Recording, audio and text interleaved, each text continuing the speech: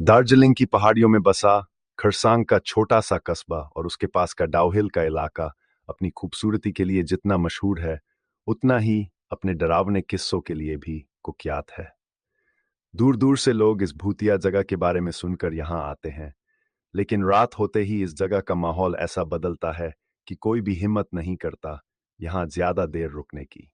Dowhill का जंगल और Dowhill boys school के आसपास कई घटनाएं हुई हैं जो आज भी लोगों के जेहन में जिंदा हैं।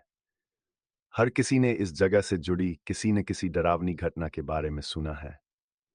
एक बार अरुण, राज और समीर नाम के तीन दोस्त, जिन्होंने कई जगहों पर भूतिया अनुभव किए थे, इस जगह को एक्सप्लोर करने के लिए पहुंचे। वे चाहते थे कि वे इस जगह के पीछे की असलियत को जानें और समझें कि क्या वास्तव में यहाँ कुछ है या ये केवल एक मनगढ़ंत कहानी है। रात के करीब 10 बजे तीनों दोस्त खरसांग से चलते हुए डाउहिल पहुंचे। जैसे जैसे वे जंगल के अंदर जा रहे थे, चारों ओर का अंधेरा और घना हो रहा था और उन्हें एहसास हो रहा था कि यहाँ की हवा में एक अजीब सी ठंडक है। पेड़ ऐसे खड़े थे जैसे सैकड़ों आंखें उनकी हर हरकत को देख रही हों। जंगल के भीतर गहरी चुप्पी पसरी हुई थी, केवल सूखी पत्तियों पर उनके कदमों की आवाज सुनाई दे रही थी। अचानक उन्हें ऐसा लगा जैसे कोई उन पर नजर रख रहा हो। अरुण ने अपने दोस्तों से कहा, तुम्हें भी ऐसा लग रहा है कि कोई हमें देख रहा है? समीर ने उसकी बात को हंसी में उड़ा दिया और कहा, अरे, हम यहाँ भूतों को ढूंढने आए हैं, वो हमें नहीं, हम उन्हें देखेंगे। वे तीनों धीरे धीरे उस पुराने स्कूल के पास पहुंच गए। स्कूल की इमारत टूट फूट चुकी थी और दीवारों पर काई लगी हुई थी। स्कूल का दरवाजा आधा खुला था और अंधेरे में वो दरवाजा किसी अजीब सी ताकत से खिंचता हुआ सा महसूस हो रहा था। वे इमारत के अंदर घुसे और जैसे ही उनके कदम अंदर पड़े, उन्हें ठंडी हवा का झोंका महसूस हुआ। इमारत के अंदर घुप अंधेरा था और जैसे ही उन्होंने टॉर्च जलाकर चारों ओर देखा, उन्हें दीवारों पर खरोंचों के निशान दिखाई दिए। ऐसा लग रहा था जैसे किसी ने नाखूनों से दीवारों पर बेतहाशा खरोंचें मारी हों। कमरे के कोनों में जाले लगे हुए थे और हर कोने से एक अजीब सी बदबू आ रही थी। तभी अरुण को अचानक बच्चों के हंसने की आवाज सुनाई दी।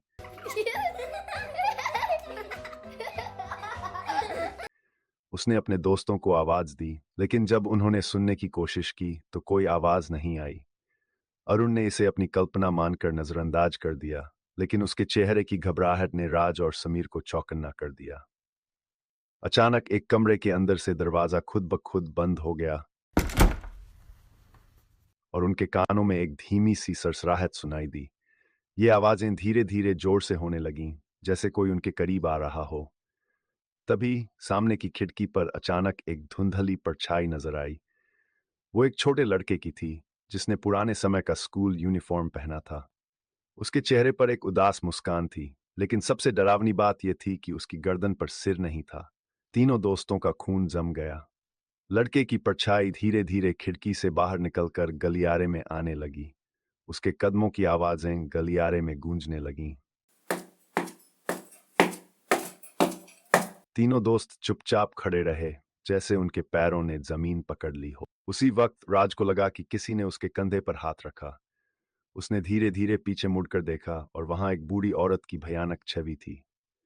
उसकी आंखें गहरी काली थीं, चेहरा सूखा हुआ और जगह जगह से झुर्रियों से भरा हुआ था। उसके चेहरे पर एक खौफनाक हंसी थी और उसकी आंखों में ऐसी जिज्ञासा थी जैसे वो तीनों दोस्तों को अपनी दुनिया में खींचना चाहती हो। राज की चीख निकलने ही वाली थी कि वह अचानक गायब हो गई। राज का चेहरा सफेद पड़ गया था और उसके होंठ कांप रहे थे। तभी अरुण ने देखा कि उस सिर कटे लड़के की परछाई अब उनके पास से होकर गुजर रही थी और जैसे ही वह उनके बगल से गुजरी, उन्होंने अपने कानों में धीमी सी भयानक आवाज सुनी। यहाँ से चले जाओ, इससे पहले कि बहुत देर हो जाए। उनके रोंगटे खड़े हो गए। तीनों दोस्त बेतहाशा भागने लगे, लेकिन जैसे ही वे बाहर की ओर भागने लगे, पूरे स्कूल की लाइट्स एक झटके से जलने बुझने लगीं, जैसे भूत उन्हें अंदर ही कैद करना चाहते हों। वे किसी तरह भागते हुए जंगल की ओर पहुंचे, लेकिन वहां भी उनकी मुश्किलें खत्म नहीं हुई। उन्होंने देखा कि पेड़ों की परछायां अजीब तरीके से हिल रही थी, जैसे वे तीनों को रोकने की कोशिश कर रही हों। हर कदम पर कोई अदृश्य हाथ उन्हें पीछे खींचने की कोशिश करता। अचानक उन्हें एक औरत का भयानक चिल्लाने की आवाज सुनाई दी। समीर ने डर के मारे मुड़कर देखा और उसके सामने वही बूढ़ी औरत खड़ी थी। उसकी आंखें उनके खून को ठंडा कर देने वाली थीं। उसने उन्हें अपने पास बुलाने के लिए अपने हाथ बढ़ाए और कहा, क्यों आए हो यहाँ? जो यहाँ आता है वो वापस नहीं जा सकता। उसकी आवाज इतनी डरावनी थी कि समीर वहीं बेहोश होकर गिर पड़ा। अरुण और राज ने किसी तरह समीर को उठाया और तेजी से भागने लगे। भागते हुए उन्हें फिर से वह सिरकटा लड़का दिखाई दिया जो पेड़ों के बीच से उन्हें घूर रहा था। हर ओर से अजीब सी चीखें और आवाजें आ रही थीं।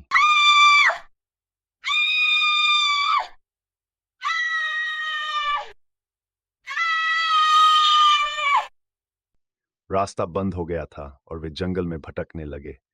उनकी हालत इतनी खराब हो गई थी कि उन्हें लगा कि वे कभी इस जंगल से बाहर नहीं निकल पाएंगे। कई घंटे बाद जब सुबह हुई और धुंध कुछ कम हुई तो उन्हें सड़क का रास्ता दिखाई दिया। वे किसी तरह सड़क तक पहुंचे, लेकिन उनके चेहरों पर खौफ की परछाइयां साफ दिख रही थीं। वे गांव वापस लौटे, लेकिन उनकी आवाज कांप रही थी। चेहरों पर खरोंचों के निशान थे और आंखों में एक अजीब सा सूनापन था। वापस लौटने के बाद वे रात भर सो नहीं पाए। अगले दिन सुबह अरुण के दरवाजे पर एक खून से सना कागज पड़ा मिला, जिस पर लिखा था, तुमने हमारी शांति भंग की है। अब इसका अंजाम भुगतने के लिए तैयार रहो। आज भी जब वे तीनों अकेले होते हैं तो उन्हें महसूस होता है कि कोई उन्हें देख रहा है। रात के सन्नाटे में वे अक्सर उसी सिरकटे लड़के को अपनी खिड़की के पास खड़े हुए पाते हैं, जो अपनी खाली आंखों से उन्हें घूर रहा होता है। और कभी कभी दूर से किसी औरत की हंसी की भयानक गूंज उनके कानों में पड़ती है, जैसे कोई उन्हें फिर से डाउहिल वापस बुला रहा हो। इसलिए आज भी खरसांग के लोग रात के समय डाउहिल की ओर जाने से बचते हैं। वे जानते हैं कि वहां कुछ ऐसा है जो इंसानों की दुनिया से परे है, एक अंधेरा जो हमेशा अपनी ओर खींचता है और किसी को भी वापस लौटने नहीं देता। अगर आपको ये वीडियो अच्छी लगी तो प्लीज़ हमारे चैनल को लाइक एंड सब्सक्राइब कीजिएगा, ताकि आपको हमारे चैनल पर नई आने वाली वीडियो का नोटिफिकेशन मिलता रहे। Thank you for watching.